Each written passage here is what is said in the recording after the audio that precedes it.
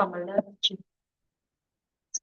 നമ്മൾ ചിന്തിക്കുന്ന വേദഭാഗത്തിലൂടെ നമ്മളോട് തിരുവെഴുത്തുകളെ അസ്തമാക്കി ദൈവവചനത്തിൽ അടിസ്ഥാനത്തിൽ നമ്മൾ ദൈവവചനം പങ്കിടുമ്പോൾ അത് നമ്മുടെ ക്രിസ്തീയ ജീവിതത്തില് എങ്ങനെ പ്രായോഗികമാക്കണമെന്നും പ്രത്യാശയോടെ എങ്ങനെ മുന്നേറണമെന്നും അന്ന് വേണ്ടുന്ന ദൈവവചനവും ഭാവിക്കായി ഒരുക്കുന്ന ദൈവവചനവും നമുക്ക് രണ്ടും തിരുവചന ധ്യാനത്തിലൂടെ നമുക്ക് ലഭിക്കുന്നു എന്നുള്ളത് ഏറ്റവും സന്തോഷകരമായ ഒരു കാര്യമാണ്. നമ്മുടെ ഇന്നിനെ മറന്ന് അല്ല ദൈവം നമ്മുടെ നാളെ കുറിച്ച് സംസാരിക്കുന്നതും നമ്മുടെ ഭാവി പ്രത്യാശ ഉറപ്പിക്കുന്നു. ഓരോ ദിവസവും നമ്മൾ കടന്നു പോകുന്ന ഓരോ പ്രതിസന്ധികളെയും പ്രശ്നങ്ങളെയും നന്നായി മനസ്സിലാക്കി അതിന് നടുവിൽ നമ്മൾ അതിനെ അതിജീവിച്ച് ദൈവകൃപയിൽ ആശ്രയിച്ച് അതിനെ അതിജീവിച്ച് മുന്നോട്ട് പോകണമെന്നുള്ള പൂർണ്ണ നിശ്ചയത്തോടെയാണ് ദൈവം നമ്മളോട് സംസാരിക്കുന്നത്. അതേപോലെ തന്നെ നമ്മുടെ പ്രത്യാശയ്ക്ക് വലിയ പ്രാധാന്യമുണ്ട്. അതിന് ഭംഗം വരാനും പാടില്ല. പ്രായോഗിക ജീവിതത്തിൽ നമ്മൾ തികച്ചും ഫലം കൊടുക്കുന്നവരുമായിരിക്കണം. ഭാവി ജീവിതത്തിലേക്ക് ഒരുക്കപ്പെടുകയും ചെയ്യുക എന്നുള്ള വലിയ ഉദ്ദേശം ദൈവവചന പ്രഘോഷണത്തിൽ ഉണ്ട്, ദൈവവചന ധ്യാനത്തില് ഉണ്ട്.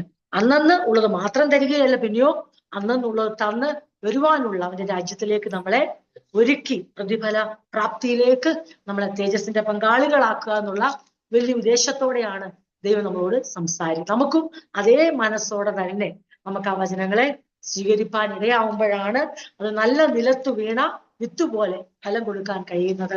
ഗ്രഹിക്കുന്ന ഒരു ഹൃദയത്തിനാണ് ഈ നല്ല നിലമെന്ന് പറയുന്നത്. ഒരു അണ്ടർസ്റ്റാൻഡിങ് ഹാർട്ട്, അതിനാണ് ഈ നല്ല നിലമെന്ന് പറയുന്നത്. ആ നല്ല നിലമായ മനസ്സിലാക്കുന്ന ഒരു ഹൃദയം മനസ്സിലാക്കിയാലേ നമുക്കത് അനുസരിക്കാൻ പറ്റത്തുള്ളൂ. കേൾക്കുക, ഗ്രഹിക്കുക, പ്രമാണിക്കുക, അങ്ങനെ ഒരു ബാലൻസ്ഡ് ആയിട്ടുള്ള ഒരു ക്രിസ്ത്യൻ ലൈഫിലേക്കാണ് ദൈവം നമ്മളെ വിളിച്ചിരിക്കുന്നത്. കേട്ടിട്ട് ഗ്രഹിക്കുന്നില്ലെങ്കിൽ നമുക്ക് അനുസരിക്കാൻ പറ്റത്തില്ല. ഗ്രഹിച്ചിട്ട് അത് പ്രമാണിക്കാൻ കഴിയുന്നില്ലെങ്കിൽ അറിവ് നമ്മളെ ചീർപ്പിക്കും. അപ്പൊ ഓരോന്നും കേൾക്കുവാൻ, അത് ഹൃദയത്തിൽ സ്വീകരിക്കാൻ, അത് അണ്ടർസ്റ്റാൻഡ് ചെയ്യാൻ, അതിനെ ഗ്രഹിക്കുവാനുള്ള ഒരു നല്ല നിലം. അങ്ങനെ നമ്മൾ എന്ത് ചെയ്യാണ്? ദൈനംദിന ജീവിതത്തിൽ നമ്മൾ ആ ദൈവവചനത്തെ പ്രായോഗികതയിൽ കൊണ്ടുവന്ന് അവയെ പ്രമാണിക്കുന്നവരായി ബ്ലസ്സഡ് ആയ ഒരു ജനറേഷനായി ഈ തലമുറയിൽ നിൽക്കാൻ കർത്താവ് നമ്മളെ വിളിച്ചിരിക്കുകയാണ്. കേട്ട് എന്താ പറയണ്ടേ, ഒരു പ്രയോജനമില്ലാത്തവരായിട്ടല്ല, വചനം ഗ്രഹിച്ചിട്ട് ചീർക്കുന്നവരായിട്ടല്ല, പിന്നെ കേൾക്കുകയും ഗ്രഹിക്കുകയും അത് പ്രമാണിക്കുകയും ചെയ്യുന്ന, അത് പ്രാവർത്തികമാക്കുകയും ചെയ്യുന്ന ഒരു അനുഗ്രഹിക്കപ്പെട്ട തലമുറയായിട്ടാണ് ദൈവം നമ്മളെ ഈ ദേശത്ത് കണ്ടിരിക്കുന്നത്. ആ ദൈവത്തിന്റെ പ്രതീക്ഷയ്ക്ക് നമുക്ക് 100 മേനി വിളവ് കൊടുക്കുവാൻ കർത്താവ് നമ്മളെ സഹായിക്കട്ടെ. പരിശുദ്ധാത്മാവ് നമ്മളെ ബലപ്പെടുത്തട്ടെ.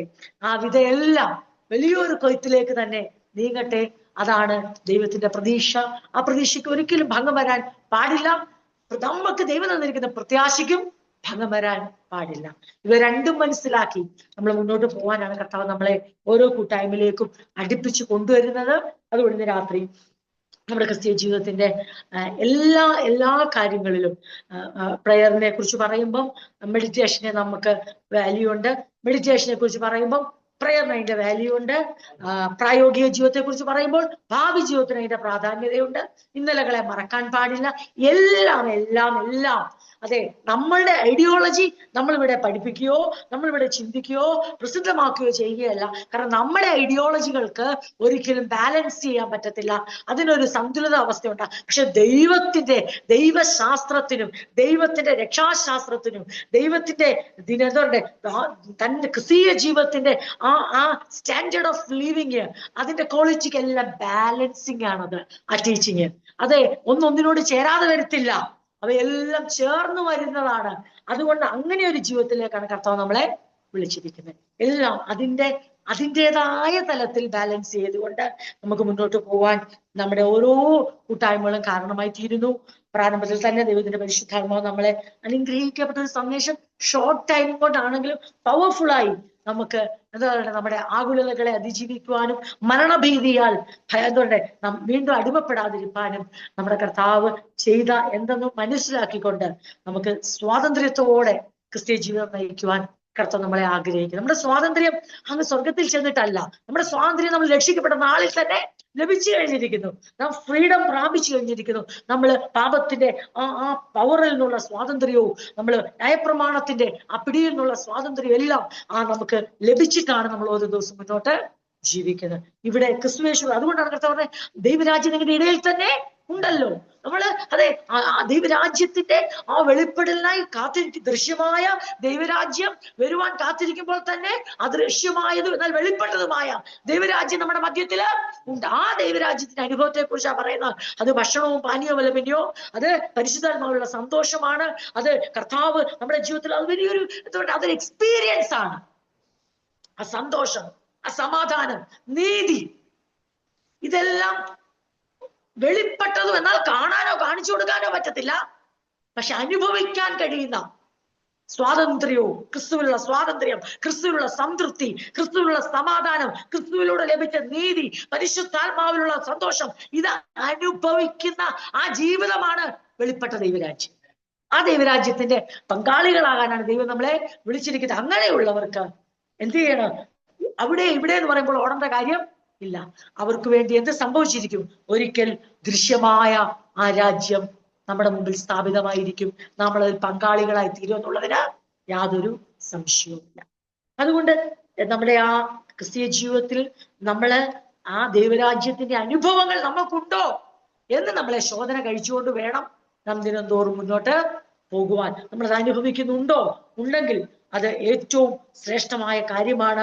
അതാണ് കർത്താവ് നമ്മളിൽ നിന്ന് ആഗ്രഹിക്കുന്നത്. അപ്പം നമുക്കറിയാം തെസ്സലോനിക്ക ലേഖനം നമ്മൾ ചിന്തിച്ചു വന്നപ്പോൾ ഞാൻ വീണ്ടും പറയുന്നു, നമ്മൾ തെസ്സലോനിക്ക സഭയുടെ സ്ഥാപനത്തിന്റെ ആ ഭാഗം നമ്മൾ എങ്ങനെയാണ് നമ്മൾ ചിന്തിച്ചു, എന്തിനു എപ്പോഴാണ് എന്തുകൊണ്ടാണല്ലേ ഏത് അവസരത്തിലാണ് അപ്പോസ്തലനായ പൗലോസ് തെസ്സലോനിക്ക ലേഖനം എഴുതുന്നതെന്ന് നമ്മൾ ചിന്തിച്ചു.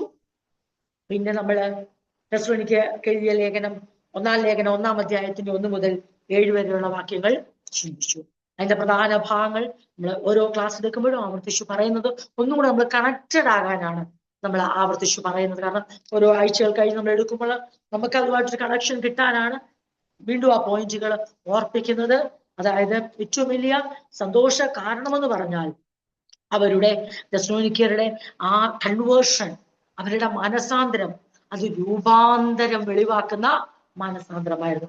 മാനസാന്തരപ്പെടുക മാത്രമല്ലായിരുന്നു, അവർ മാനസാന്തരത്തിന് യോഗ്യമായ ഫലം അവർ പുറപ്പെടുവിച്ചു. അതുകൊണ്ടാണ് അവർ എല്ലാവർക്കും മാതൃകയായി തീർന്നത്. മാനസാന്തരപ്പെട്ടുകൊണ്ട് മാത്രം നമ്മൾ ആർക്കും മാതൃകയാകത്തില്ല.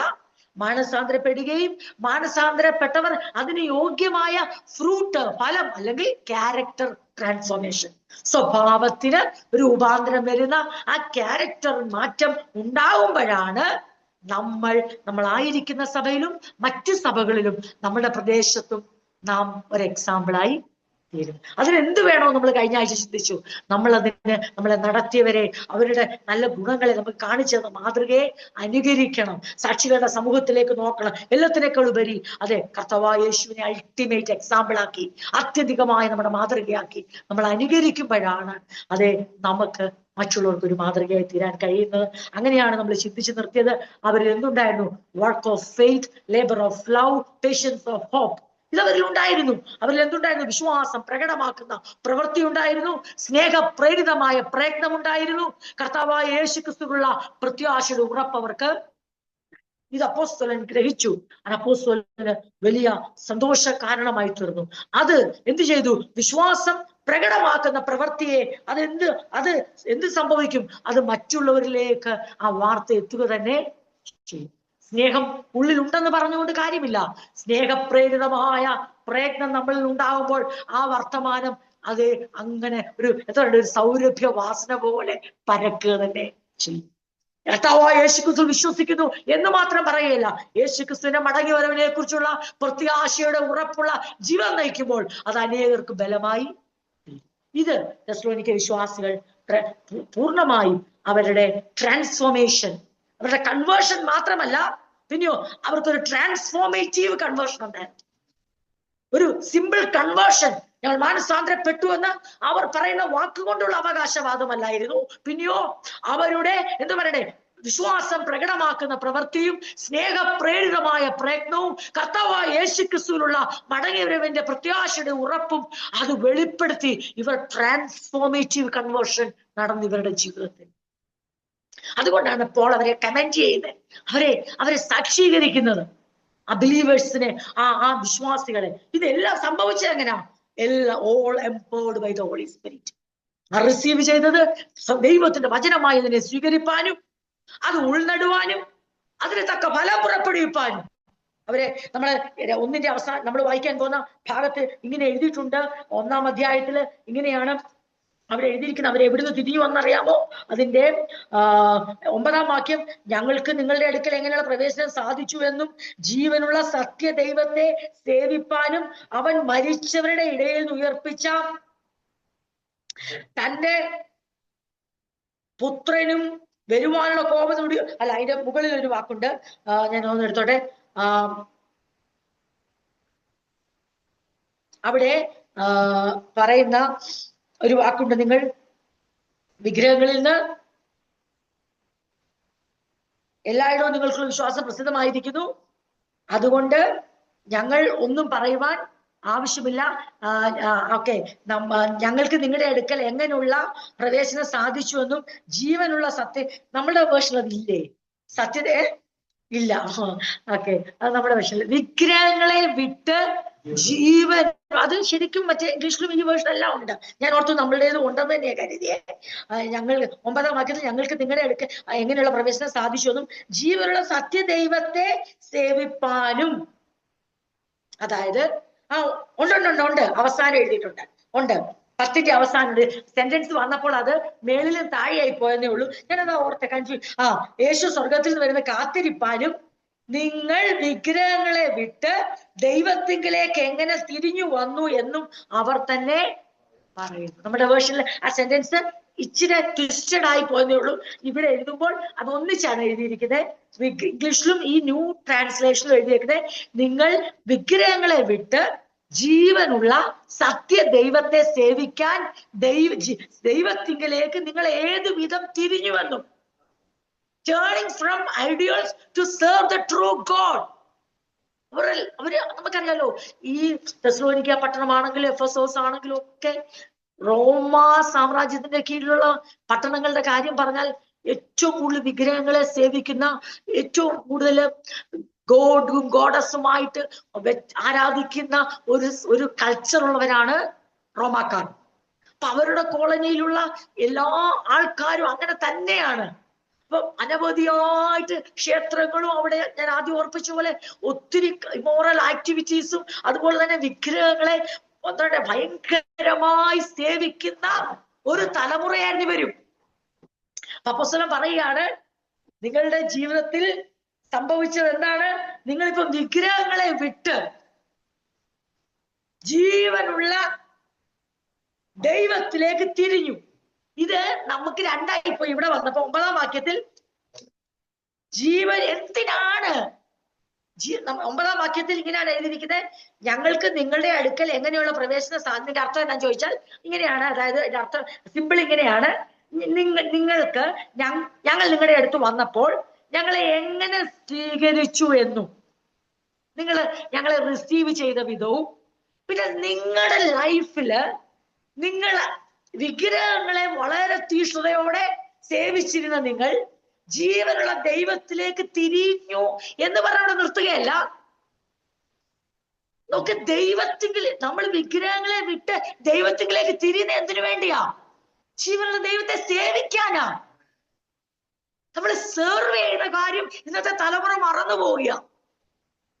ഇവിടെ പറയുന്നത്, ആദ്യം പറയുന്നുണ്ട് നമ്മളുടെ ഇതില്, ഞങ്ങൾക്ക് നിങ്ങളുടെ അടുക്കൽ എങ്ങനെയുള്ള പ്രവേശനം സാധിച്ചു എന്നും, അതായത് നിങ്ങൾ ഞങ്ങളെ എങ്ങനെ സ്വീകരിച്ചു എന്നും.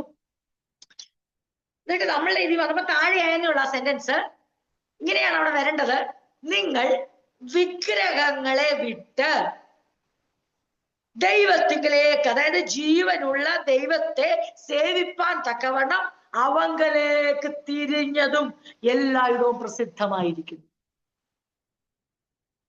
അപ്പൊ എന്താണ് ഞാൻ ഈ പറയാൻ, ഇത് ഇടയ്ക്ക് ഇങ്ങനെ പറയാൻ കാര്യം വെച്ചാൽ, ഇവരുടെ ട്രാൻസ്ഫോർമേറ്റീവ് കൺവേർഷനെ കുറിച്ച് പറയുമ്പോൾ ഇവരുടെ മാനസാന്തരത്തിന് യോഗ്യമായ ഫലം കൊടുക്കുന്ന ഇവരുടെ ദൈവത്തിങ്കിലേക്കുള്ള മടങ്ങി വരവ് മാനസാന്തരത്തെ കുറിച്ച് പറയുമ്പോൾ പ്രധാനമായും അവർ വിട്ടത് അതുവരെ അവർ ദൈവമെന്ന് കരുതി സേവിച്ചിരുന്ന വിഗ്രഹങ്ങളെ വിട്ടിട്ട് അവർ ദൈവത്തിങ്കിലേക്ക് തിരിഞ്ഞു എന്ന് മാത്രമുള്ളതല്ല അവരുടെ ക്വാളിറ്റി. പിന്നെയോ ആ ദൈവത്തെ സേവിക്കാൻ തക്കവണ്ണം അവർ ഡിവോട്ടഡ് ആയി, ഡെഡിക്കേറ്റഡ് ആയി. ഞങ്ങൾ വിഗ്രഹങ്ങളെ സേവിക്കുന്നില്ല. ഇപ്പൊ ഞങ്ങൾ ആരെയും സേവിക്കുന്നില്ല. ആ പരുവത്തിലായി പോവല്ലേ. നേരത്തെ ഞങ്ങൾ വിഗ്രഹങ്ങളെ സേവിച്ചുകൊണ്ടിരുന്നു. അവിടെ പൂജ കഴിച്ചിരുന്നു, അവിടെ സമയം ചെലവഴിച്ചിരുന്നു, അവിടെ എണ്ണ ഒഴിച്ചിരുന്നു, അവിടെ തിരി കത്തിച്ചിരുന്നു, അവിടെ രാവിലെ കുളിച്ച് ക്ഷേത്രത്തിൽ പോയിരുന്നു, അല്ലെ പള്ളിയിൽ പോയിരുന്നു, അല്ലെ ഞങ്ങൾ ഇന്നത് ചെയ്തിരുന്നു, ഞങ്ങൾ ഒത്തിരി ചെയ്തിരുന്നു. ഇപ്പൊ ഞങ്ങൾ ആ വിഗ്രഹങ്ങളെല്ലാം വിട്ടു. ഇപ്പൊ പ്രത്യേകിച്ചൊന്നും ചെയ്യുന്നില്ല. ജീവനുള്ള ദൈവത്തിൽ വിശ്വസിക്കുന്നു. അത് ട്രാൻസ്ഫോർമേറ്റീവ് കൺവേർഷൻ അല്ല. അത് കേവലം ഒരു കൺവേർഷൻ മാത്രമാ. ട്രാൻസ്ഫോർമേറ്റീവായ കൺവേർഷൻ എന്ന് പറയുന്നത് ഞങ്ങൾ വിഗ്രഹങ്ങളെ സേവിച്ചുകൊണ്ടിരുന്ന സ്ഥാനത്ത് ദൈവത്തിന്റെ പരിശുദ്ധാത്മാവ് ഞങ്ങളെ കേൾപ്പിച്ച വചനം ജീവനുള്ള ദൈവത്തിന്റെ വചനമായി കൈക്കൊള്ളുവാൻ ഇടയായപ്പോൾ ഞങ്ങൾ എന്ത് ചെയ്യുന്നറിയാമോ? ഈ വിഗ്രഹങ്ങൾ വെറും കല്ലാണ്, അല്ലെങ്കിൽ ഇത് മണ്ണാണ്, അല്ലെങ്കിൽ ഇത് മനുഷ്യ സൃഷ്ടിയാണ്, ഇത് ദൈവമല്ല എന്ന് മനസ്സിലാക്കിയപ്പോൾ ജീവനുള്ള ദൈവത്തിലേക്ക് കേവലം തിരിയുക മാത്രമല്ല, തിരിയുകയും അവനെ സേവിക്കുവാൻ ഞങ്ങളെ തന്നെ ഏൽപ്പിച്ചു കൊടുക്കുകയും ചെയ്യും. അപ്പൊ നമ്മളെ ശോധന കഴിക്കണം. നമ്മളൊരു മിയർലി കൺവേർഷന് സാക്ഷ്യമാണോ പറയുന്നത്, അതോ are we really transformed? Are we producing the fruit of repentance? മാനസാന്തരത്തിന് യോഗ്യമായ ഒരു ഫലം പുറപ്പെടുവിക്കുക എന്ന് പറയുമ്പോൾ എന്തുണ്ടെന്നറിയാമോ? അവിടെ പ്രതിസന്ധികളുടെ പീഡനങ്ങളുടെ നടുവിൽ ഉള്ളിനകത്തൊരു വിശ്വാസം സൂക്ഷിക്കുമല്ല, പിന്നെയോ ആ വിശ്വാസം പ്രകടമാക്കുന്ന പ്രവൃത്തിയും ഉള്ളിനകത്തൊരു സ്നേഹം സൂക്ഷിക്കുകയല്ല, പിന്നെയോ പ്രയത്നിക്കുന്ന ഒരു സ്നേഹവും ഉള്ളിനകത്ത് യേശുവിൽ വിശ്വസിക്കുക മാത്രമല്ല അവന്റെ മടങ്ങി വരവിനെ പ്രകീർത്തിക്കുന്ന പ്രത്യാശയുടെ ഉറപ്പും സൂക്ഷിച്ചുകൊണ്ട് ഇനി എന്ത് ചെയ്യുകയാണ്? ക്ഷേത്രത്തിലേക്ക് തിരിയുകയല്ല, വിഗ്രഹങ്ങളിലേക്ക് തിരിയുകയല്ല, പിന്നെയോ ഇനിയുള്ള ആയുസ്സും ആരോഗ്യവും സമയവും സമ്പത്തും ആരെ സേവിക്കാൻ ഉപയോഗിക്കും? ജീവനുള്ള ദൈവത്തെ സേവിക്കാൻ. അതായിരുന്നു ഇവരുടെ സാക്ഷ്യം. They turned from ideals, not to merely trust the Lord or have faith in God. ദൈവത്തിൽ ഒന്ന് വിശ്വസിക്കാൻ ഞങ്ങളിപ്പോ വിശ്വസിക്കുന്നു എന്ന് പറയുന്ന ആ ഫലം പുറപ്പെടുവിക്കാത്ത, പ്രവൃത്തിയില്ലാത്ത, നിർജീവമായ ഒരു വിശ്വാസത്തിലേക്കല്ല അവർ വിഗ്രഹങ്ങൾ തിരിഞ്ഞത്. പിന്നെയോ പ്രവൃത്തിയുള്ള, ഫലമുള്ള, പ്രകടമാക്കുന്ന, ഗുണമുള്ള, പ്രസിദ്ധമാകുന്ന, മാതൃകയാക്കുന്ന ഒരു വിശ്വാസത്തിലേക്ക് തിരിഞ്ഞു. അതെന്തുകൊണ്ടാ? അവർ ദൈവത്തെ സേവിക്കാൻ തുടങ്ങിയോണ്ടാണ്. പ്രിയരെ, ദൈവത്തെ സേവിക്കുക, സെർവ് ചെയ്യുക എന്ന് പറയുന്നത് ട്രാൻസ്ഫോർമേറ്റീവ് കൺവേർഷനാണ്. പലരും മാനസാന്തരപ്പെട്ടു, പലരും രക്ഷിക്കപ്പെട്ടു എന്ന് പറയുന്നുണ്ട്, പക്ഷെ ട്രാൻസ്ഫോർമേഷൻ കാണുന്നില്ല. പള്ളിയോടും പട്ടക്കാരോടും ക്ഷേത്രത്തോടും അവിടുത്തെ ചടങ്ങുകളോടും കാണിച്ച വിശ്വസ്ത ഇന്ന് കൺവേർഷൻ ആവുന്നവർക്ക് കാണുന്നില്ല. എന്നാൽ ഒന്ന് ചിന്തിച്ചു നോക്കിയേ, ആദിമകാലം ഒന്ന് എടുത്തു നോക്കിയേ. കൺവേർഷനെ കുറിച്ച് പറയുമ്പോൾ ആരും ഞങ്ങൾ മാനസാന്തരപ്പെട്ടെന്ന് പറയാതെ തന്നെ അവരുടെ മാനസാന്തരം ഈ തെസ്സലോനിക്ക സഭയെ കുറിച്ച് പറയുന്ന പോലെ തന്നെ കേരളക്കരയാകെ എന്ത് സംഭവിച്ചതറിയാമോ? ആ രൂപാന്തരത്തിന്റെ, ആ മാനസാന്തരം സംഭവിച്ചപ്പോൾ എല്ലായിടത്തും രക്ഷിക്കപ്പെട്ടവരുടെ ജീവിതം പ്രസിദ്ധമായി. ഇന്ന് അതിൽ നിന്ന് ഒത്തിരി ക്രിസ്ത്യഗോളം വ്യതിചലിച്ചു പോയി. ആർക്കും മാതൃകയാകുന്നില്ല, ആരെ അനുകരിക്കാൻ തയ്യാറല്ല, പിന്നെ ഫലമുളവാക്കുന്ന ഒരു മാനസാന്തരത്തിലേക്ക് വരുന്നുമില്ല. യാക്കോബിന്റെ ലേഖനം പറയുന്ന പോലെ പ്രവൃത്തിയില്ലാത്ത വിശ്വാസം, അതെ, ആത്മാവില്ലാത്ത ശരീരം പോലെ നിർജ്ജീവമാകുന്നു. അതെ, കൺവേർഷൻ എന്ന് പറയുമ്പോൾ തന്നെ, വിശ്വസിക്കുന്നു എന്ന് പറയുമ്പോൾ തന്നെ, വിശ്വസിക്കുന്നവർക്ക് അത് പ്രകടമാക്കുന്ന പ്രവൃത്തി ഉണ്ടാകുന്നില്ല. സ്നേഹമുണ്ടെന്ന് പറയുന്നവർക്ക് അതിന്റെ പ്രയത്നമില്ല, അതിന് എഫേർട്ട് ഇടുന്നില്ല. യേശു കടന്നു വരുമെന്നൊക്കെ അതെ ഹൃദയത്തിൽ എവിടെയോ ഒരു കോണിലുണ്ട്, പക്ഷെ ആ പ്രത്യാശയുടെ പൂർണ്ണ നിശ്ചയത്തിൽ ജീവിക്കാൻ കഴിയുന്നില്ല. മാത്രമല്ല, വിഗ്രഹങ്ങളെ വിട്ടു, പഴയത് വിട്ടു, ഇപ്പൊ അതിലൊന്നുമില്ല. പക്ഷെ ഇപ്പോൾ എന്താണ്, അവിടെ ഇല്ല ഇവിടെ ഇല്ലെന്ന് പറയുന്ന പോലെ നിഷ്ക്രിയമായി പോകുന്നു. ദൈവസ്ഥലിൽ ഇരിക്കുന്ന സമയങ്ങൾക്ക് കണക്ക്, ദൈവത്തിന് വേണ്ടി അതെ എല്ലാം അളന്നു തൂക്കുന്നു. ദൈവത്തെ സേവിക്കുക എന്ന് പറഞ്ഞാൽ അതിന്റെ അർത്ഥം എന്തോ, ഒരു അടിമ യജമാനനെ സേവിക്കുക. സേർവ് എന്ന് പറഞ്ഞാൽ അതിന്റെ അർത്ഥം എന്താ, അതെ മുകളിൽ ഒരാളുണ്ട്. ആ മുകളിലുള്ള വീണ്ടെടുത്ത, അടിമത്തത്തിൽ നിന്ന് വീണ്ടെടുത്ത, പാപത്തിന്റെ അതെ ശിക്ഷയിൽ നിന്ന് വീണ്ടെടുത്ത, പാപത്തിന്റെ അധികാരത്തിൽ നിന്ന് വീണ്ടെടുത്ത, ഇരുട്ടിന്റെ അധികാരത്തിൽ നിന്ന് വീണ്ടെടുത്ത ഒരു യജമാനനുണ്ട്, ഒരു കർത്താവുണ്ട്. ആ കർത്താവിനെ സേവിക്കുക എന്ന് പറഞ്ഞാൽ അതിന്റെ അർത്ഥം നമ്മെ തന്നെ പൂർണ്ണമായി അവന് വേണ്ടി വിട്ടുകൊടുക്കുക. Here I am, O Lord. അടിയനിതാ, അടിയനിതാ, അടിയനിതാ എന്ന് പറഞ്ഞുകൊണ്ട് ജീവിതം അവന്റെ മുമ്പിൽ കാഴ്ചവെക്കുക, അവന് വേണ്ടി. ഇതാണ് ദൈവം നമ്മളെ അന്ധകാരത്തിൽ നിന്ന് അത്ഭുത പ്രകാശത്തിലേക്ക് വിളിച്ചു എന്ന് നമ്മൾ അവകാശപ്പെടുമ്പോൾ തന്നെ നമ്മുടെ ദൗത്യം ഇതാണ്. വിളിച്ചവന്റെ സൽഗുണങ്ങളെ ഘോഷിക്കാൻ തക്കവണ്ണം നാം തെരഞ്ഞെടുക്കപ്പെട്ട ഒരു ജാതിയും രാജകീയ പുരോഹിത വർഗവും വിശുദ്ധ വംശവും സ്വന്തം ജനവുമാണ്. ഇത് അവരുടെ ക്വാളിറ്റി ആയിരുന്നു. അവരെ പ്രസിദ്ധമാക്കാൻ, അവരുടെ പ്രസംഗമല്ല അവരെ പ്രസിദ്ധമാക്കിയത്, അവരുടെ പാട്ടുമല്ല, അവരുടെ ചർച്ച് ബിൽഡിങ്ങിന്റെ വലിപ്പമല്ല. മാസിഡോണിയക്കാരെ കുറിച്ച് പറയുമ്പോൾ അവർ കഠിന ദാരിദ്ര്യത്തിലായിരുന്നു. കൊരിന്ത്യർ ലേഖനത്തിൽ പറയുന്നു, കഠിന ദാരിദ്ര്യത്തിലൂടെ കടന്നുപോയിട്ടും കൊടുക്കാൻ മനസ്സുള്ളവർ, കഠിന പീഡയിലൂടെ കടന്നുപോയിട്ടും അപ്പോസ്തലന്മാർ എങ്ങനെയാണോ പീഡകളെ നേരിട്ടത് അതുപോലെ നേരിടാൻ മനസ്സുള്ളവർ. അപ്പൊ നമ്മുടെ ചർച്ചിന്റെ ബിൽഡിംഗ് അല്ല നമ്മളെ ഫേമസ് ആക്കുന്നത്. നമ്മുടെ സഭയിലുള്ള ആരുടെയും പണമോ പ്രശസ്തിയോ അല്ലെങ്കിൽ നമ്മുടെ സഭയിലുള്ള ഏതെങ്കിലും ഒന്നുമല്ല. ഇവിടെ പറയുന്നത് ദൈവം ആഗ്രഹിക്കുന്ന പോലെ മാനസാന്തരത്തിന് യോഗ്യമായ ഫലമുളവാക്കുന്ന, അതെ ആ മാനസാന്തരം നടക്കുമ്പോഴാണ് ദൈവസഭ മാതൃകയാകുന്നതും ദൈവസഭ പ്രസിദ്ധമാകുന്നതും.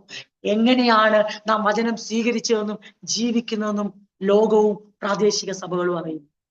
നമുക്ക് അങ്ങനെ ആയിത്തീരാൻ ആഗ്രഹമില്ലേ? നമുക്ക് അങ്ങനെ ആയിത്തീരാൻ അതിയായ ആഗ്രഹമില്ലേ? നമുക്ക് ആത്മാർത്ഥമായി ദൈവസന്നിധിയെ പ്രാർത്ഥിക്കണം.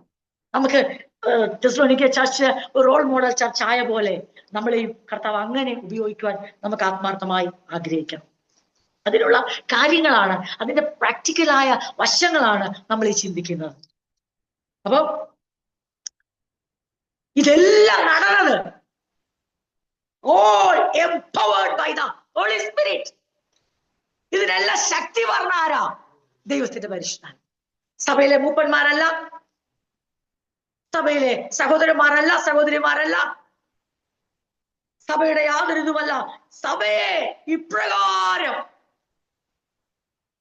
രൂപാന്തരത്തോടുകൂടിയ, മനസാന്തരത്തിന് യോഗ്യമായ ഫലത്തോടുകൂടിയ ജീവിതം കാഴ്ചവെക്കുവാൻ അക്കായ മുഴുവനും, മാസിഡോണിയ മുഴുവനും, ഗ്രീസ് മുഴുവനും പ്രസിദ്ധമാകത്തക്കവണ്ണം, മാതൃകയാകത്തക്കവണ്ണം ഇങ്ങനെ ഒരു അവസ്ഥയിലേക്ക് അവർ ഉയർത്തിക്കൊണ്ടുവന്നത് അവർ വചനം ആത്മാവിന്റെ ശക്തിയാൽ സ്വീകരിക്കുക മാത്രമല്ല, അതേ ആത്മാവിന്റെ ആ ശക്തിയാൽ അവർ ജീവിക്കുവാൻ സമർപ്പിക്കപ്പെട്ടു. പ്രിയരെ, രക്ഷിക്കപ്പെടുവാൻ നമ്മുടെ ഉള്ളിൽ ഇടപെട്ട ദൈവത്തിന്റെ പരിശുദ്ധാത്മാവ് ആ ഒരിക്കലായി വന്ന് പോകുന്നതല്ല, പിന്നെയോ അത് പരിശുദ്ധാത്മാവിനെ നമുക്ക് ഗ്യാരണ്ടിയായി നമുക്ക് നൽകി തന്നിരിക്കുക. ഓരോ ദിവസവും ക്രിസ്തുയേശുവിന്റെ ജയജീവിതം അതിന് നമുക്ക് സാധിക്കണം. നമ്മുടെ ദൈവ ചിന്തകൾ അതിന് കാരണമായി തീരുവാൻ കർത്താവ് വളരെയധികം ആഗ്രഹിക്കുന്നു. അപ്പൊ നമ്മൾ അങ്ങനെ ചിന്തിച്ചിട്ടാണ് 8-ാം വാക്യത്തിലേക്ക് വരുമ്പോൾ, നിങ്ങളുടെ അടുക്കൽ നിന്ന് കർത്താവിന്റെ വചനം മുഴങ്ങിച്ചെന്നത് മക്കോദോന്യയിലും അക്കായിലും മാത്രമല്ല എല്ലായിടവും നിങ്ങൾക്ക് ദൈവത്തിലുള്ള വിശ്വാസം പ്രസിദ്ധമായിരിക്കും.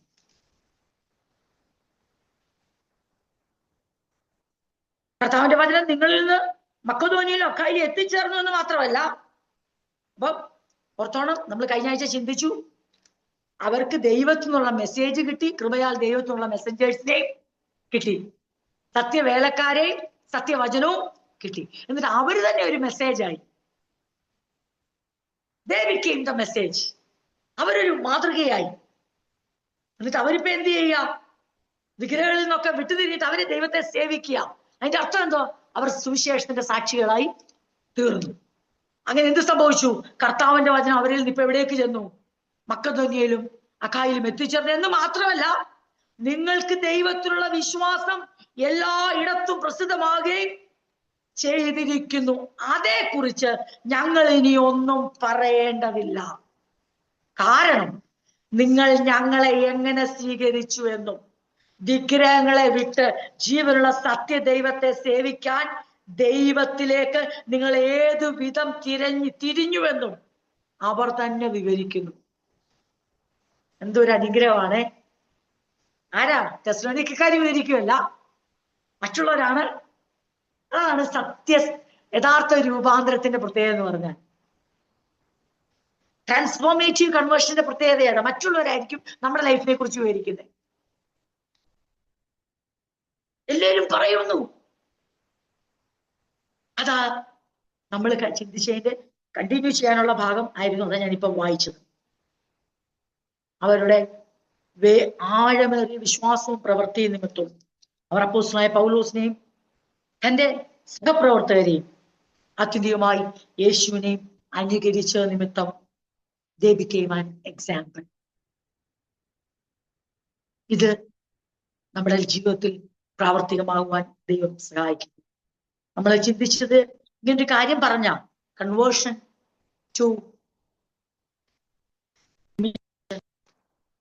imitation to example, example to conversion.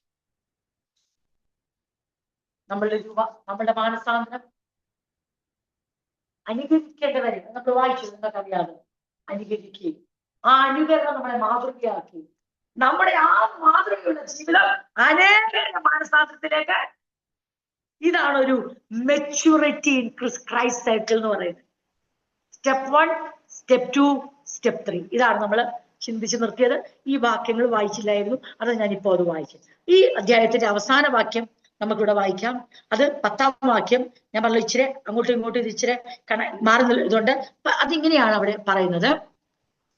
തന്നെയുമല്ല, ദൈവം മരിച്ചവരിൽ ഉയർപ്പിച്ച തന്റെ പുത്രനും വരാനുള്ള ക്രോധത്തിൽ നിന്ന് നമ്മെ വിമുക്തരാക്കുന്ന വ്യക്തിയുമായ യേശു സ്വർഗത്തിൽ നിന്ന് വരുന്നതിനായി നിങ്ങൾ കാത്തിരിക്കുന്നതും അവർ ഞങ്ങളോട് പ്രസ്താവിക്കും. അപ്പൊ ഇതെല്ലാം മറ്റുള്ളവർക്ക് മനസ്സിലായെന്ന്. തെസ്സലോനിക്കരല്ല പ്രസ്താവിച്ച്, തെസ്സലോനിക്കരെ കുറിച്ച് മറ്റു സഭയിലുള്ളവർ അപ്പോസ്തലനോട് പ്രസ്താവിച്ചെന്ന്.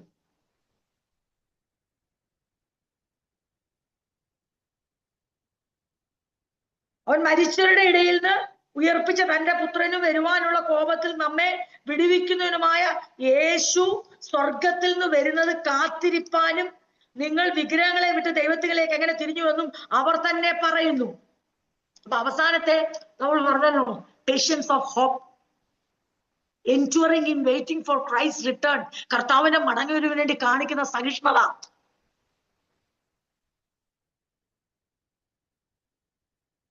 ദൈവം മരിച്ചു ഉയർപ്പിച്ച തന്റെ പുത്രനായ യേശു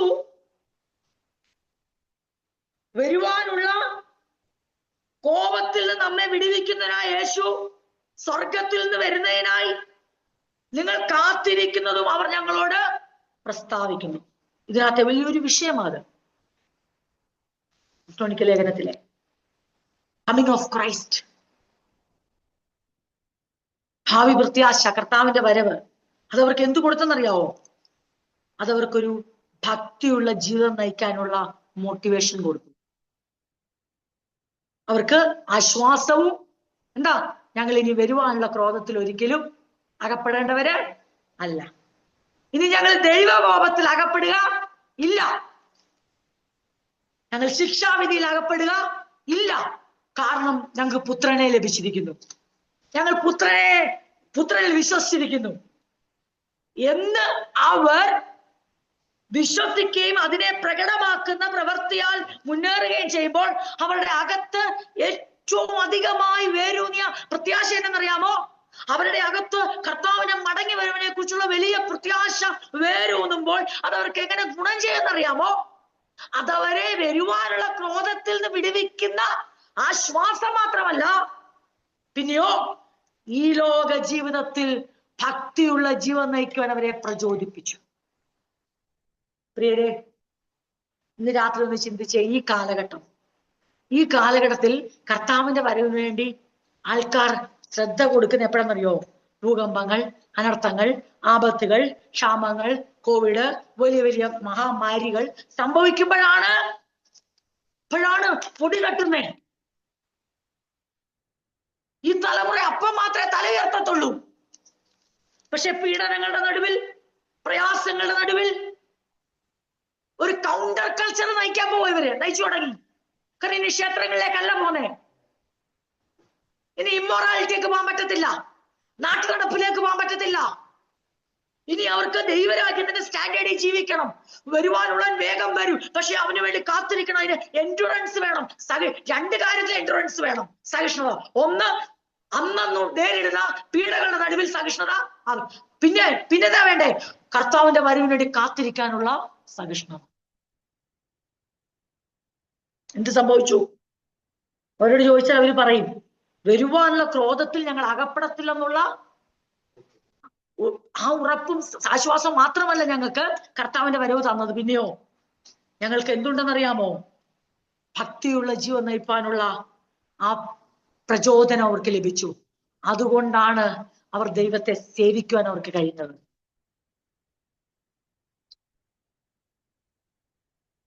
അപ്പം ഇത്രയും കാര്യങ്ങളാണ് ഒന്നാം അധ്യായത്തിൽ നമ്മൾ ചിന്തിക്ക് നമ്മൾ ബാക്കിയായി വെച്ചതും ഇപ്പോൾ അത് കംപ്ലീറ്റ് ചെയ്യുന്നു. ഇത്രയും കാര്യങ്ങൾ നമ്മുടെ ഹൃദയങ്ങളിലേക്ക് നമ്മൾ ചിന്തിക്കുമ്പോൾ ഇന്ന് രാത്രി ഞാൻ നിങ്ങളോട് പറഞ്ഞിരുന്നു, 2-ാം അധ്യായം 1 മുതൽ 12 വരെയുള്ള വാക്യങ്ങളിൽ എന്ത് പറയുമെന്ന് ഞാൻ പറഞ്ഞിരുന്നു. അതെന്തെന്ന് ചോദിച്ചാൽ 6-ാം വാക്യം, 6-5 അവസാന ഭാഗം, നിങ്ങളുടെ നിമിത്തം ഞങ്ങൾ നിങ്ങളുടെ ഇടയിൽ എങ്ങനെ പെരുമാറിയിരുന്നു എന്ന് അറിയുന്നുവല്ലോ എന്നുള്ള 5-ാം വാക്യത്തിന്റെ അവസാന ഭാഗം 2-ാം അധ്യായം 1 മുതൽ 12 വരെ വാക്യങ്ങൾ നമ്മൾ ചിന്തിക്കുന്നതായിരിക്കുമെന്ന് കഴിഞ്ഞ ആഴ്ച പറഞ്ഞിരുന്നു. അതാണ് 2-ാം അധ്യായത്തിലേക്ക് വരുമ്പോൾ കാണും. അപ്പം ഈ തെസ്സലോനിക്കർക്ക് എഴുതിയ 1-ാം ലേഖനം 1-ാം അധ്യായം ഒത്തിരി നമ്മളെ ഉറപ്പും ധൈര്യമുള്ളവരാക്കി തീർക്കും. എന്താ നമുക്ക് തരുന്ന എൻകറേജ്മെന്റ്? നമുക്ക് വിശ്വാസയോടെ നിൽക്കുക. പീഡനങ്ങൾക്കപ്പുറമായി, പ്രതിസന്ധികൾക്കപ്പുറമായി വിശ്വാസത്തിൽ സ്ഥിരതയോടെ നിൽക്കുക. മാത്രമല്ല കർത്താവിന്റെ വരവിനു വേണ്ടി സഹിഷ്ണുതയോടെ നോക്കി പാർക്കുക. അത് ജീവിച്ച് കാണിച്ച സഭയായിരുന്നു തെസ്സലോനിക്ക. അതിനെ പ്രശംസയായി, അഭിമാനമായി, തങ്ങൾക്ക് കിട്ടിയ ഒരു കിരീടമായി, ആദരവായി കണ്ടതായിരുന്നു അപ്പോസ്തലനും കൂട്ടരും. ഇനി അപ്പോസ്തലൻ പറയാൻ പോകുന്ന എന്തെന്ന് ചോദിച്ചാൽ, 2-ാം അധ്യായത്തിലേക്ക് വരുമ്പോൾ അപ്പോസ്തലൻ പറയുന്നതിന് ചോദിച്ചാൽ, സഹോദരന്മാരെ, ഞങ്ങൾ നിങ്ങളുടെ അടുക്കൽ വന്നത് വ്യർത്ഥമായില്ല എന്ന് നിങ്ങൾ തന്നെ അറിയുന്നു. എന്താ ഇതിന്റെ അർത്ഥം? സഹോദരങ്ങളെ, ഞങ്ങൾ നിങ്ങളുടെ അടുക്കൽ വന്നത് നിഷ്ഫലമായില്ല എന്ന് നിങ്ങൾ അറിയുന്നുവല്ലോ. ഇതിന്റെ 2-ാം വാക്യം ഞാൻ നിങ്ങൾ ഓർക്കുന്നുണ്ടായിരിക്കാം. ദ വെരി ഫസ്റ്റ് ക്ലാസ്സില് തെസ്സലോനിക്ക സഭ എങ്ങനെയാണ് സ്ഥാപിതമായെന്ന് പറയാൻ പോയപ്പോൾ നമ്മൾ തിരിഞ്ഞ് എവിടെ വരെ ചെന്നു? ഫിലിപ്പിയൻ ചർച്ചിന്റെ സ്ഥാപനത്തിന്റെ അടുത്ത് അവിടെ വരെ ചെന്നാണ് മാസിഡോണിയൻ കോളിംഗ്, മക്കദോന്യ വിളി ചിന്തിക്കാൻ പോയപ്പോൾ നമ്മൾ ഈ വാക്യം എടുത്തത് നിങ്ങൾ ഓർക്കുന്നുണ്ടായിരിക്കാം. നിങ്ങൾ അറിയും പോലെ ഞങ്ങൾ ഫിലിപ്പയിൽ വെച്ച് കഷ്ടവും അപമാനവും അനുഭവിച്ചിട്ടും വലിയ പോരാട്ടത്തോടെ ദൈവത്തിന്റെ സുവിശേഷം നിങ്ങളോട് പ്രസംഗിപ്പാൻ ഞങ്ങളുടെ ദൈവത്തിൽ ധൈര്യപ്പെട്ടിരുന്നു. ഈ വാക്യം ഡീറ്റെയിൽ ആയിട്ട് നമ്മളന്ന് ചിന്തിച്ചു. അപ്പോസ്തലൻ അവരോട് പറയുക, അടുത്തടുത്ത പട്ടണങ്ങളാ ഇതെല്ലാം. അപ്പൊ പറയുകയാണ്, നിങ്ങൾക്കറിയാമല്ലോ മുമ്പ് ഞങ്ങൾ ഫിലിപ്പയിൽ വെച്ച് കഷ്ടവും അതിഹീനമായ അപമാനവും സഹിച്ചത് നിങ്ങൾക്ക് അറിയാമല്ലോ. അങ്ങനെ ശക്തമായ എതിർപ്പുണ്ടായിട്ടും നമ്മുടെ ദൈവത്തിന്റെ സഹായത്താൽ ദിവ്യ സുവിശേഷം നിങ്ങളോട് അറിയിപ്പാൻ ഞങ്ങൾ ധൈര്യപ്പെട്ടു. ഇത്രയും ഭാഗം ഇനി ഞാൻ എക്സ്പ്ലെയിൻ ചെയ്യത്തില്ല, കാരണം ഇത് ഓൾറെഡി എക്സ്പ്ലെയിൻ ചെയ്തതാണ്. ഫിലിപ്പ്യ സഭ ആ കോളിങ് അപ്പോസ്തല പ്രവൃത്തി പോയി നമ്മൾ ഡീറ്റെയിൽ ആയിട്ട് ഇത് ഇവർക്കറിയാം. അപ്പൊ ഒരു കാര്യം മനസ്സിലാക്കണം, അപ്പോസ്തലന്മാർ സഹിച്ച പീഡകളെ കുറിച്ച് വ്യക്തമായി ഇവർ അറിവ് ഇവർക്ക്. അതുകൊണ്ട് ഇവർ പീഡകൾ സഹിക്കുമ്പോൾ ഇവർ ആരെ മാതൃകയാക്കിയ? അപ്പോസ്തലന്മാരെ. ദൈവം ഇതൊക്കെ അനുവദിക്കുന്ന പിന്നിൽ ദൈവത്തിന് വലിയ ഉദ്ദേശങ്ങൾ ഉണ്ട്. ഇവർ പീഡകൾ സഹിക്കാതാണ് ശുശ്രൂഷെങ്കിൽ അപ്പോസ്തലന്മാർ പോയി കഴിഞ്ഞ് ഇവർക്ക് പീഡകൾ ഉണ്ടാവുമ്പോൾ ഇവർക്ക് അതിനെ എങ്ങനെ നേരിടണമെന്ന് പക്ഷേ അവർക്ക് വ്യക്തമായി മനസ്സിലായി ഫിലിപ്പിയ പട്ടണത്തിൽ എന്താ നടന്നത്. അത് കഴിഞ്ഞ് ഇവരിവിടെ വന്നു, ധൈര്യസമേതം ആത്മാവിൽ നിറഞ്ഞവരായി ഇവരിവിടെ വചനം പഠിപ്പിച്ചു. ആ വചന ആത്മാവിന്റെ ശക്തിയോടെ ഏറ്റെടുക്കാൻ ഞങ്ങൾക്ക് അത് ഏറ്റെടുത്തു കഴിഞ്ഞപ്പോൾ ഞങ്ങൾക്കും എന്തുണ്ടായി? ജനത്താൽ പീഡകള് ഉണ്ടായി. അപ്പൊ അവരെങ്ങനെ അതിനെ തരണം ചെയ്തു? അപ്പോസ്തലന്മാരെ ഇവർ അനുകരിച്ചു, യേശുവിനെ മാതൃകയാക്കി. അത് അപ്പൊ നമ്മൾ ഓർത്തോ, നമ്മുടെയൊക്കെ ജീവിതത്തിൽ ദൈവം ചില കാര്യങ്ങൾ അനുവദിക്കുന്നത്, ദൈവം ചില വ്യത്യസ്തമായ വഴിയിലൂടെ നമ്മളെ കടത്തിവിടുന്നത് നമുക്കൊട്ടും അക്സെപ്റ്റബിൾ അല്ലെങ്കിലും ദൈവം ചിലത് അനുവദിക്കുന്നതിന്റെ പിന്നിൽ നമുക്ക് മാത്രമല്ല നമ്മളെ ഫോളോ ചെയ്യുന്ന ഒരു തലമുറയ്ക്കൂടെ വേണ്ടിയേ ദൈവം അത് അനുവദിക്കത്തുള്ളൂ. നമുക്കത് ഇഷ്ടപ്പെടത്തില്ല. കാരണം ഏത് ശിക്ഷയും തൽക്കാലം, അല്ലെങ്കിൽ ഏത് ഡിസിപ്ലിനും തൽക്കാലം ദുഃഖകരമത്രേ. പിന്നത്തേതിൽ അതിൽ അഭ്യാസം വരുമ്പോഴാ, അതിൽ ട്രെയിനിങ് ലഭിക്കുമ്പോഴാ അതിനകത്ത് നീതിയുടെ ഫലം. അത് അപ്പോസ്തലന്മാർക്ക് അത് മനസ്സിലായി. തങ്ങളുടെ വേദനകൾ, പ്രയാസങ്ങൾ, തിരസ്കരണങ്ങൾ, പട്ടണത്തിൽ ഞങ്ങളെ ഓടിച്ചത്, ഫിലിപ്പിയ പട്ടണത്തിൽ ഞങ്ങൾ പോകേണ്ട വന്നു, ഫിലിപ്പിയ കാരാഗൃഹത്തിൽ കിടക്കേണ്ട വന്നു, ഒന്നും നഷ്ടമായില്ല. അത് അതുപോലെ ആര് ജീവിതത്തിൽ ഒപ്പിയെടുത്തറിയാവോ? തെസ്സലോനിക്ക സഭ ഒപ്പിയെടുത്തു. അവർക്ക് മനസ്സിലായി, ആത്മാവിൽ നിറഞ്ഞ് ശുശ്രൂഷിക്കുന്ന, സത്യവേദന പ്രസംഗിക്കുന്ന സത്യവേലക്കാർക്ക് പീഡനമുണ്ടെങ്കിൽ സഭയ്ക്ക് ഒരു കാര്യം മനസ്സിലായി, പീഡനങ്ങൾ തുടർന്നു പോകാൻ പാടില്ല. ഓ, ദൈവം അനുവദിക്കുന്നതിന്റെ പല കാരണങ്ങളും ദൈവം അപ്പോൾ വെളിപ്പെടുത്തിയില്ലെന്നിരിക്കും, പിന്നീടാണ് നമുക്ക് അതിന്റെ യഥാർത്ഥ കാരണങ്ങൾ മനസ്സിലാവും. അപ്പം നിങ്ങൾക്കറിയാമല്ലോ, അങ്ങനെ ശക്തമായ എതിർപ്പുണ്ടായിട്ടും സുവിശേഷം നിങ്ങളോട് അറിയിപ്പാൻ ഉള്ള ധൈര്യം ദൈവം തന്നെന്ന് അവർക്ക് മനസ്സിലായപ്പോ അവരും എന്ത് തീരുമാനിച്ചു? ശക്തമായ എതിർപ്പുണ്ടേലും കർത്താവിനെ ഉയർത്തണം, സുവിശേഷം അറിയിക്കണം, യേശുവിനെ സേവിക്കണം, ദൈവത്തെ സേവിക്കണം. അതുകൊണ്ട് അവര് എവിടെ എത്തി? അവര് ഗ്രീസ് മുഴുവനും അല്ല, മറ്റെല്ലായിടങ്ങളിലും അവരുടെ വിശ്വാസം പ്രസിദ്ധം. ഇനി അടുത്ത ഭാഗം ചിന്തിക്കുമ്പോൾ, 2-ാം അധ്യായത്തിലേക്ക് വരുമ്പോൾ, ഇനിയാണ് നമ്മൾ പറഞ്ഞേ എങ്ങനെയാണ് അപ്പോസ്തലന്മാർ, തന്റെ സഹപ്രവർത്തകർ അവരോടൊപ്പം എങ്ങനായിരുന്നു. 3 തൊട്ട് അത് ഡീറ്റെയിൽ ആയി പറയുക. നമ്മുടെ സമയം അനുസരിച്ച് അത് പറഞ്ഞ് നമുക്ക് എവിടെ സമയം തീർന്നു അവിടെ നമുക്ക് അവിടെ വെച്ച് നിർത്താം. ഞങ്ങളുടെ പ്രബോധനം അബദ്ധത്തിൽ നിന്നോ അശുദ്ധിയിൽ നിന്നോ വ്യാജത്തോടെയോ വന്നതല്ല. ഞങ്ങളെ സുവിശേഷം ഭരമേൽപ്പിക്കേണ്ടതിന് ഞങ്ങൾ ദൈവത്തിന് കൊള്ളാവുന്നതായി തെളിഞ്ഞതുപോലെ ഞങ്ങൾ മനുഷ്യരെയല്ല, ഞങ്ങളുടെ ഹൃദയം ശോധന ചെയ്യുന്ന ദൈവത്തെ അത്രേ പ്രസാദിപ്പിച്ചുകൊണ്ട് സംസാരിക്കുന്നു. നിങ്ങൾ അറിയും പോലെ ഞങ്ങൾ ഒരിക്കലും മുഖസ്തുതിയോ ദ്രവ്യാഗ്രഹത്തിന് ഉപായമോ പ്രയോഗിച്ചിട്ടില്ല.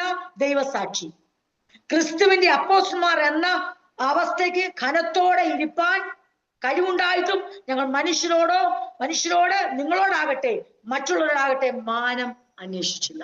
അങ്ങനെ അത് തുടരുകയാണ്, ആ സാക്ഷി തുടരുകയാണ്. നമുക്ക് അതിനെ ഒന്ന് മെല്ലെ മെല്ലെ ചിന്തിച്ചു പോകാം.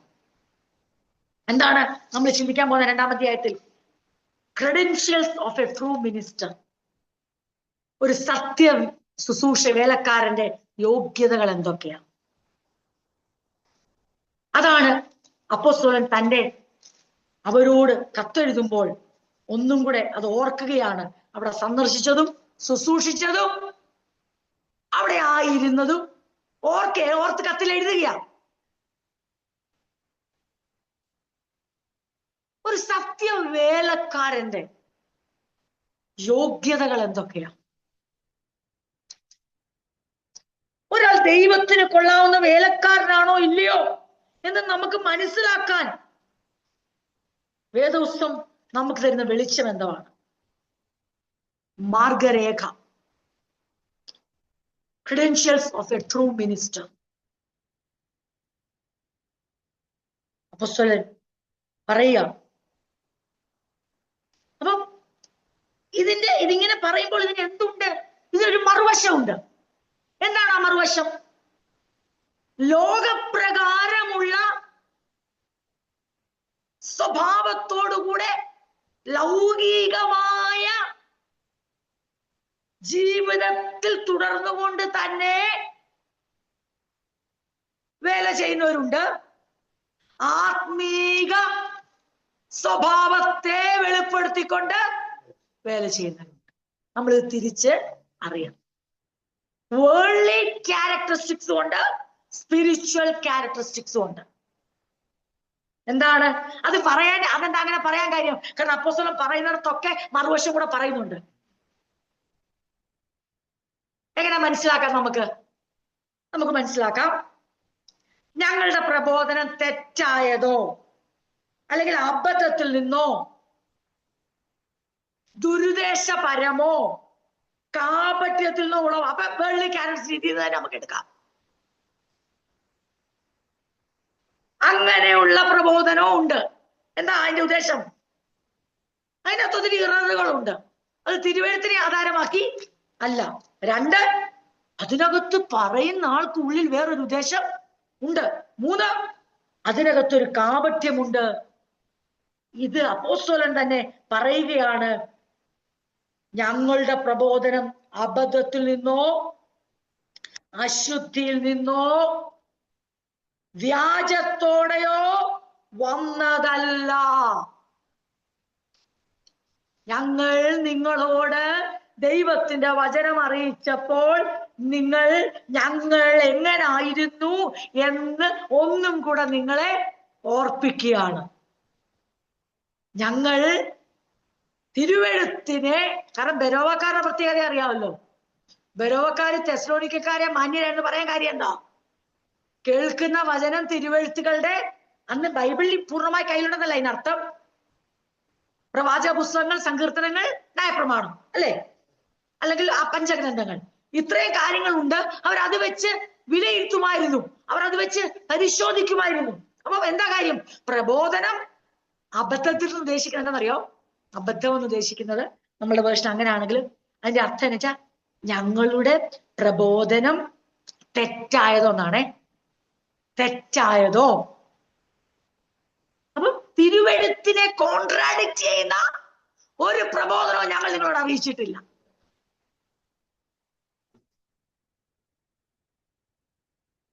അത് നമ്മുടെ ഒരു സത്യവേലക്കാരന് വേണ്ട ഒരു യോഗ്യതയാണ്. എന്തുവാ? തിരുവെഴുത്തിനെ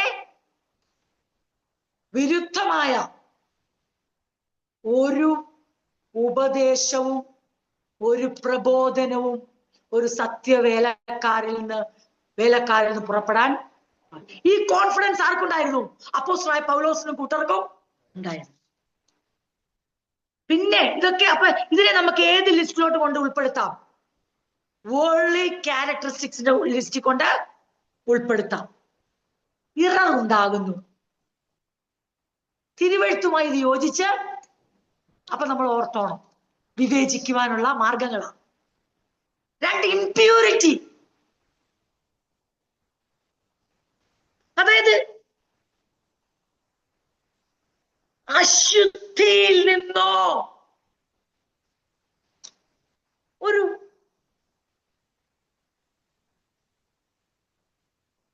ദുരുദ്ദേശം ഉണ്ടോ എന്ന് സംശയിക്കുന്നു. ഒന്ന്, രണ്ടും കൂടെ ചേർത്ത് പറഞ്ഞു പോകാം നമുക്ക്, നമ്മുടെ സമയത്തിന്റെ പരിധിക്ക് അകത്തു നിന്നുകൊണ്ട്. ഞാൻ നിങ്ങളോട് പറഞ്ഞു, 1-ാം അധ്യായത്തിൽ നമ്മൾ എന്തിനെ ആസ്പദമാക്കി എന്ന് പറയുന്നത്? 1-ന്റെ 5-ാം വാക്യത്തിന്റെ അവസാന ഭാഗം, നിങ്ങളുടെ നിമിത്തം ഞങ്ങൾ നിങ്ങളുടെ ഇടയിൽ എങ്ങനെ പെരുമാറി ഇരുന്നു എന്നറിയുന്നുവല്ലോ. പെരുമാറ്റം നിങ്ങളുടെ ഇടയിൽ ഞങ്ങൾ എങ്ങനെ ആയിരുന്നു? പ്രബോധനത്തിൽ തുടങ്ങുക. ഞങ്ങൾ നിങ്ങളോട് സംസാരിച്ച വചനം നിങ്ങൾക്ക് വ്യക്തമായിട്ട് അറിയാം, അതിനകത്ത് ഒരു ഇററുമില്ലായിരുന്നു. തിരുവെഴുത്തുകളുമായി പരിശോധിക്കുമ്പോൾ ആർക്കും നിഷേധിക്കാൻ കഴിയത്തില്ല, യേശു തന്നെ ക്രിസ്തു എന്ന തിരുവെഴുത്തിന്റെ അടിസ്ഥാനത്തിലാണ് ഞങ്ങൾ തെളിയിച്ചു.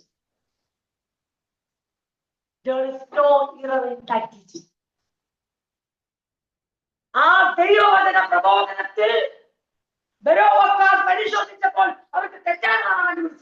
പിന്നെയോ അവർക്ക് ഉറപ്പിക്കാൻ കഴിഞ്ഞു. അപ്പോസ്തലന്മാർ പ്രസംഗിക്കുന്നത് തികച്ചും തിരുവെഴുത്തിന്റെ അതേ പൂർത്തീകരണമാണ്, വെളിപ്പെടുത്തലാണ്. തിരുവെഴുത്തെ തന്നെ അടിസ്ഥാനമാക്കിയാണ് വിശദീകരിക്കുന്നത്. അപ്പൊ നമ്മള് ചിന്തിക്കുന്നുണ്ടോ? Credentials of a true minister, അല്ലെങ്കിൽ ഒരു സത്യവേലക്കാരന്റെ യോഗ്യതകൾ എന്തൊക്കെയാണ്? ഒന്നാമത്തെ കാര്യം നാം തിരിച്ചറിയണം, അത് തികച്ചും തിരുവെഴുത്തിന്റെ അടിസ്ഥാനത്തിലായിരിക്കണം പ്രബോധനങ്ങൾ.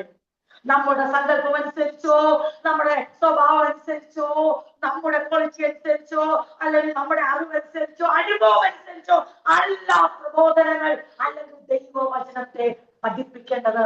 അത് തിരുവെഴുത്തിന്റെ അടിസ്ഥാനത്തിലായിരിക്കണം. അതിനകത്ത് ഇറവുണ്ടാകാൻ പാടില്ല, അതിനകത്ത് തെറ്റുണ്ടാകാൻ, വാക്കുകൾ തെറ്റാം, നമ്മുടെ ശൈലി, ഇതൊക്കെ നമ്മള് മനുഷ്യതയുടെ. പക്ഷെ ദൈവവചനത്തെ പ്രമോസം പറയാണ് അത് നിങ്ങൾക്ക്. പിന്നെ രണ്ട്, നിങ്ങൾക്ക് വ്യക്തമായിട്ട് അറിയാതെ അശുദ്ധി എന്നല്ല ഒരു, അതിന്റെ അർത്ഥം ഇതാണ്. അശുദ്ധി എന്നുള്ളതിന്റെ അർത്ഥം ഞങ്ങളുടെ ഉള്ളിൽ ഒരു ദുരുദ്ദേശമില്ലായിരുന്നു. പിന്നെയോ വ്യാജമില്ലായിരുന്നു. അതിന്റെ അർത്ഥം കാപട്യത്തിൽ നിന്നോ ഉളവായതല്ല. പിന്നെ 4-ാം വാക്യം. അപ്പൊ എന്തൊക്കെയാണ് സ്പിരിച്വൽ ക്യാരക്ടറിസ്റ്റിക്സും വേൾഡ്ലി ക്യാരക്ടറിസ്റ്റിക്സും നോക്കിപ്പോയാൽ എളുപ്പമാണ് നമുക്ക് മനസ്സിലാക്കാൻ, ആ ക്രെഡൻഷ്യൽസ് എന്താണെന്ന് മനസ്സിലാക്കാൻ. ഒന്ന്, അതിനകത്ത് ഒരു ഇററില്ലായിരുന്നു. അപ്പൊ ഇറർ ഉണ്ടെങ്കിൽ നമ്മൾ മനസ്സിലായിക്കോണം, അതൊരു സ്പിരിച്വൽ ക്യാരക്ടറിസ്റ്റിക്സ് അല്ല. ഇമ്പ്യൂരിറ്റി ഉണ്ടോ? ഹിഡൻ അജണ്ടകൾ ഉണ്ടോ? ഇല്ല. അത് പൂർണ്ണമായും ശുദ്ധ പ്യുവർ ആണെങ്കിൽ നമ്മൾ മനസ്സിലായിക്കോണം, അവർ സത്യവേലക്കാരാ. ഇംപ്യൂർ ആണെങ്കിലോ, ഇറർ ഉണ്ടെങ്കിലോ, ആളെത്ര നല്ലതാണെങ്കിൽ നമുക്ക് ന്യായീകരിക്കാൻ കഴിയത്തില്ല. അപ്പൊ ഇവ തിരിച്ചറിയുവാൻ അപ്പോസ്തലൻ വളരെ കോൺഫിഡന്റ് ആയിട്ട് ആ യാത്രയെ, ആ സന്ദർശനത്തെ, ശുശ്രൂഷ അവരോടൊപ്പം ആയിരുന്നത് ഒന്നും കൂടെ വ്യക്തമാക്കിയ. അങ്ങനെയാണെങ്കിൽ ഒന്ന്, ഇററില്ല, തെറ്റായതല്ല. രണ്ട്, ദുരുദ്ദേശമില്ല, യാതൊരു അശുദ്ധിയില്ല, ദുരുദ്ദേശമായ ഒരു ഇത് കാര്യവും അതിനകത്തില്ല. മൂന്ന്, വ്യാജമായതല്ല, അല്ലെങ്കിൽ കാപട്യമുള്ളത് അല്ല. ഇനി 4-ാം വാക്യം. ഞങ്ങളെ സുവിശേഷം ഫലമേൽപ്പിക്കേണ്ടത് ഞങ്ങൾ ദൈവത്തിന് കൊള്ളാവുന്നതായി തെളിഞ്ഞതുപോലെ, ഞങ്ങൾ മനുഷ്യരെയല്ല, ഞങ്ങളുടെ ഹൃദയം ശോധന ചെയ്യുന്ന ദൈവത്തെ അത്രേ പ്രസാദിപ്പിച്ചുകൊണ്ട് സംസാരിക്കുന്നു. ഈ ഭാഗം വായിച്ച് ചിന്തിച്ച് നമുക്ക് നിർത്താം, നമ്മുടെ സമയം ഇവിടെ തീരും. എന്താ അതിനെ എങ്ങനെ നമുക്ക് എക്സ്പ്ലെയിൻ ചെയ്യാൻ പറ്റും? സുവിശേഷം പരമേൽപ്പിക്കുന്നതിന് ദൈവം ഞങ്ങളെ യോഗ്യരായി അംഗീകരിച്ചതിന്റെ അടിസ്ഥാനത്തിലാണ് ഞങ്ങൾ പ്രസംഗിക്കുന്നത്. എന്നിട്ട് ഞങ്ങളുടെ പ്രത്യേകത, ട്രൂ മിനിസ്റ്ററിന്റെ യോഗ്യതയാണ് മനുഷ്യരെ അല്ല, ഹൃദയം പരിശോധിക്കുന്ന ദൈവത്തെ തന്നെയാണ് ഞങ്ങൾ പ്രസാദിപ്പിക്കുന്നത്.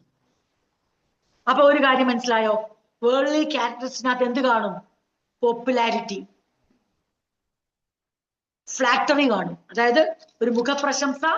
അടുത്തതാ പറയുന്നത്, ഞങ്ങൾ ഒരിക്കലും മുഖസ്തുതി പറയുകയോ കൗശലം പ്രയോഗിച്ച് നിങ്ങൾ ധനം അപഹരിക്കുകയോ ചെയ്തിട്ടില്ലെന്ന് നിങ്ങൾക്കറിയാം, അതിന് ദൈവം സാക്ഷി. ഞങ്ങളുടെ ഉദ്ദേശം പോപ്പുലാരിറ്റി അല്ലായിരുന്നു, നിങ്ങളുടെ മുഖപ്രശംസയല്ലായിരുന്നു, വ്യക്തിപരമായ ഒരു മഹത്വത്തിന് വേണ്ടിയും അല്ലായിരുന്നു.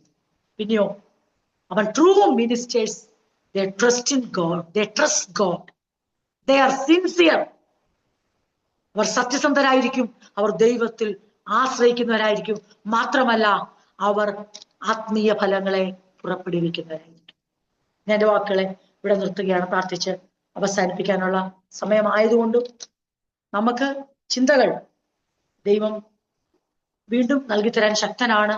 അതുകൊണ്ട് നമുക്ക് നമ്മുടെ മെസ്സേജ് ഇവിടെ കൺക്ലൂഡ് ചെയ്യാം. നമ്മൾ തുടക്കത്തിൽ 1-ാം അധ്യായത്തിൽ ചിന്തിച്ചത് തെസ്സലോനിക്ക സഭയുടെ ക്വാളിറ്റി, അവരെന്തുകൊണ്ട് എക്സാമ്പിളായി, എന്തുകൊണ്ട് അവർ പ്രസിദ്ധമായി, എന്താണ് പ്രസിദ്ധമായത്, നമുക്കും എങ്ങനെ അത് ഒരു അനുകരിക്കാൻ കഴിയും. ഞാൻ ഇനി അത് ആവർത്തിക്കുന്നില്ല. 2-ാം അധ്യായത്തിലേക്ക് നമ്മൾ പ്രവേശിച്ചിരിക്കുകയാണ്.